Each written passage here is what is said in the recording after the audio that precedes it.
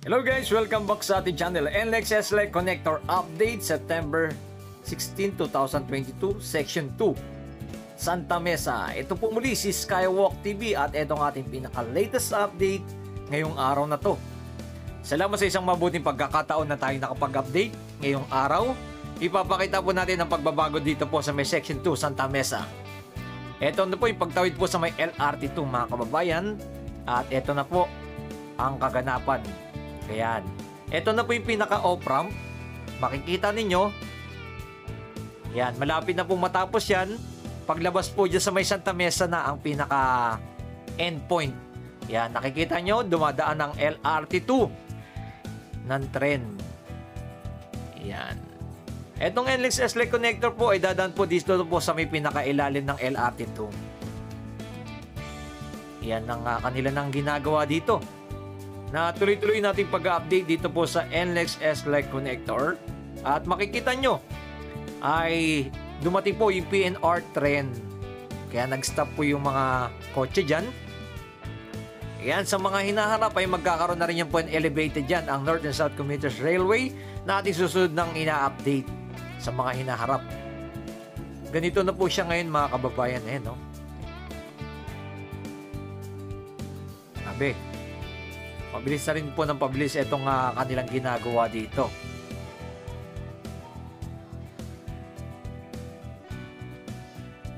Yan. Salamat sa mga nag-like, nag-share at nag-follow kay Skywalk TV at tuloy-tuloy ang ating pagbabalita ng kaganapan ngayong araw na to. Yan. Konti na lang po ang kanilang ginagawa dito, yung paglalatag po ng semento. Yan, 3 span na lang po ang kanilang ginagawa. At syempre, nilalagyan na po nila ng bakod etong daanan. Yan. Nakikita natin ay dito sa area nito, Section 2 ay malapit na po itong matapos. Bali, ang susunod na po nating i-update dito, yung pagtawid po dito sa may Santa Mesa. Yan, ang going to Pandacan.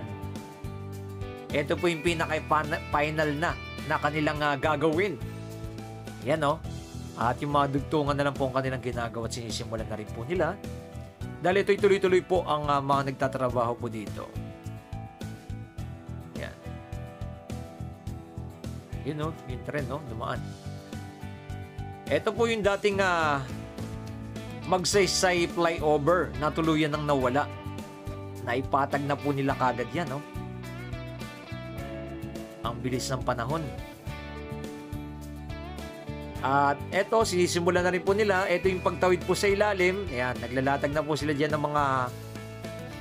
mga bakal na magiging poste para dito po sa may pagtawid sa ilalim. Ayan o. Ganito na po ang kanilang mga ginagawa dito.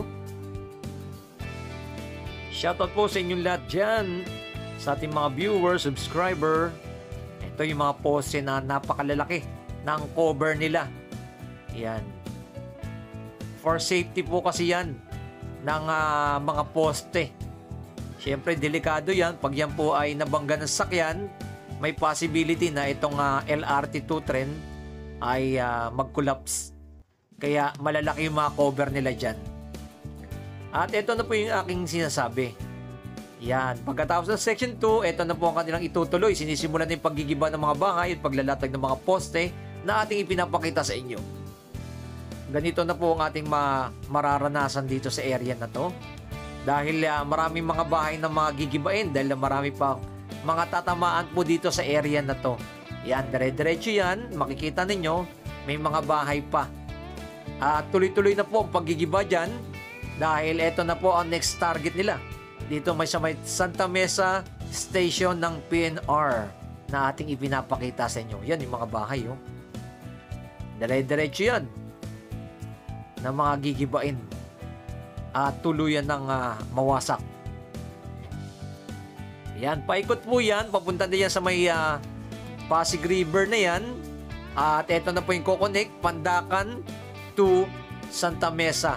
Yan. Ito yung pinaka-endpoint ipapakita natin sa inyo. Yan, no? May dulo. Dire-diretso. Ayan. Yung river. Yan po yung nagko-connect sa may Pandacan na Santa Mesa. At ko-connect na po yan dyan mismo sa Skyway Stage 3 na. Yan ang mangyayari dito sa area naman na to. Nako-connect na po siya sa Skyway Stage 3 going to Makati, Alabang, Laguna. Ganyan po ang mangyayari. Going to South. Yun. Napakita natin sa inyo yung mga latest na kaganapan dito sa may NLEX SLEC connector na ko-connect na sa Skyway Stage 3. Ganyan po ang mga mangyayari sa mga hinaharap na connect na. Isa sa mga solusyon na traffic lalong-lalo na sa EDSA dito po ay dadaan going to Manila and going to C3 at North Harbor Link na ko-connect naman po dyan sa ginagawa sa SALEX na ko-connect sa New Manila International Airport. Yan ang ating mga i-update sa mga susunod na panahon na talagang ang gusto nilang mangyari ay connect na hindi na mahirapan sa traffic po sa baba kasi ayan ang pinaka iwas traffic. Pag ikay nagmamadali, dito ka na dumaan sa Skyway Stage 3 and NLEX SLEC connector. Ito po yung sinasabi ko sa inyo na 3 span na lang po ang kanilang lalatagan ng semento. Ito yung 2 wala pang bakal na nalalatag. Ito may bakal na. Ayan. Halos karamihan dito ay sementado na po. Mga ilang buwan na lang ay tuloy-tuloy na po sa may Espanya yung paglalatag po ng mga espalto na nakita na natin, na na-update natin. Ayan. Dito sa area na to, mapapakita natin sa inyo yung pinaka on-ramp. Ayan. Hindi po kasi pinagsabay yung on-ramp dito sa may Santa Mesa. Dahil dadaan nga po sa ilalim ng LRT2. Kaya dito banda rin dadaan sa pinakailalim ng NLEX SLEC connector. Ayan. Bali dito naman po yung pinaka on-ramp. Nakabukod siya. Ayan malapit na rin po itong matapos.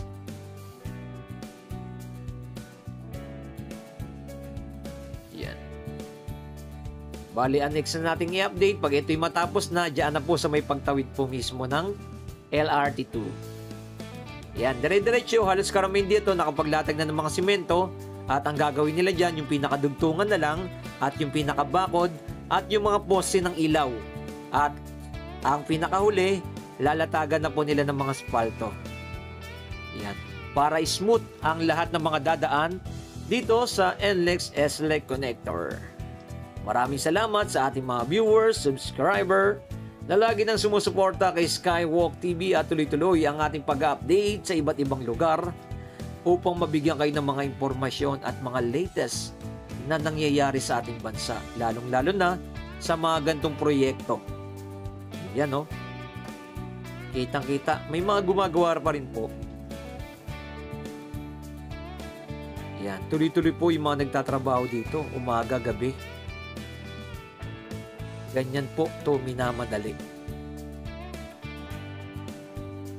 Shoutout mo sa DMCI din sa Section 1 at etong Section 2 ang CRBC Company na gumagawa dito sa may Section 2. Ayan. Ito na po, dito yan sa may G. Tuwason na po ito. Mga kababayan. G. Tuwason, pasok G. Tuwason. G. Tuwason tayo mga kababayan ha. Ito na, G. Tuwason Street. At makikita niyo yan, sementado na po yan. Tinaasan lang po natin yung drone kasi mayroong mga poste dyan na mga matataas.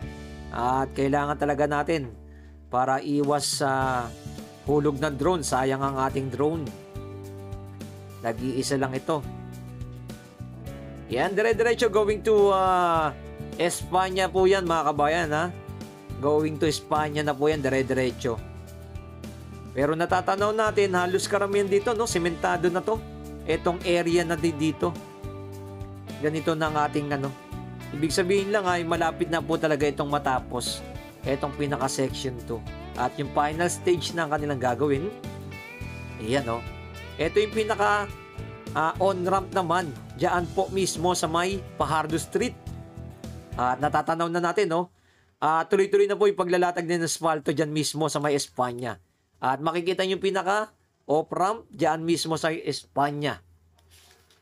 Ganyan ang mangyayari na ngayon dito. Grabe. Talagang tuloy-tuloy na po ang mga project ng ating government and private partner. Yan po ang ating ina-update. Yan, maraming salamat po sa ating viewers, subscribers, sa ating mga OFW, sa ating di sa Pilipinas. Maraming salamat po sa laging pagsuporta nyo. Salamat sa mga nag-like, nag-share at nag-follow ng ating latest update dito po sa ginaganap sa may section 2. At least napakita po natin sa inyo na ganito na po yung pinaka-progress ng ginagawa nila dito. Ayan. Siyempre, napakabilis na po ng biyahe niya pag ito yung matapos. Mula C3 hanggang dyan po sa may Pandakan ay umaabot na lang po ng 15 minuto. Yan. Grabe, no? Ganon kabilis pag dito ka dumaan. Maraming salamat sa inyo lahat dyan. Keep safe palagi and God bless sa ating lahat.